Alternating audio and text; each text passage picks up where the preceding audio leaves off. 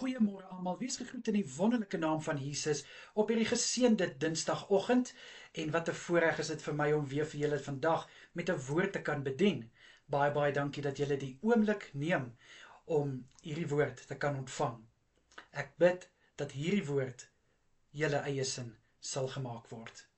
Nou ja, wat ek graag vandag met julle wil deel, is iets wat ek besef het met Jesus se opstanding.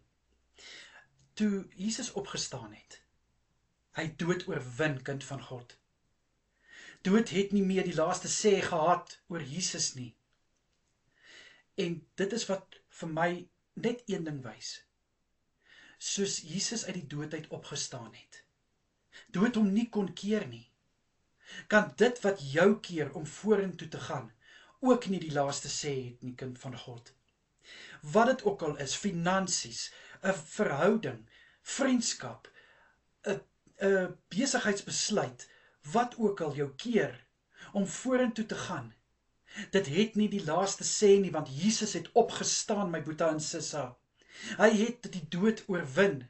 En wat daar in jou lewe is wat dood is, watse omstandighede veroorsaak dat dinge dood is in jou lewe, wat 'n situasie jy deurgaan, seisoen wat jy deurgaan, wat voel, dis dood, jy dood in jou lewe, dis nou die tyd om te weet en te besef, Jesus het opgestaan, dood het nie meer die laaste sê nie, en dit wat dood is in jou lewe, sal ook weer lewe kry, kind van God.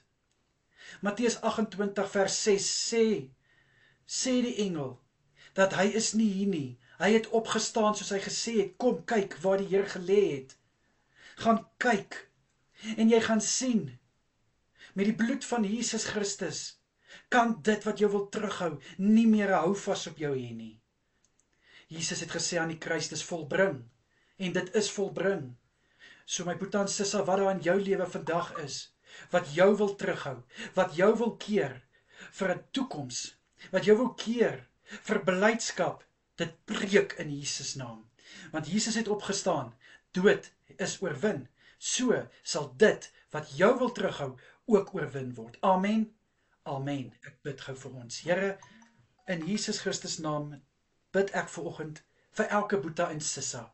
Here, wat ook al in 'n lewe is wat dood is, kom spreek ek nou dat dit weer sal lewe kry. Here, soos wat lewe plaasgevind het toe Jesus opgestaan het en dood oorwin het.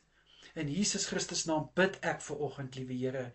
Whatever is dead, live again in Jesus name. Live again in Jesus name. Asseblief, Here, in Jesus Christus naam is dit my gebed. Amen en amen.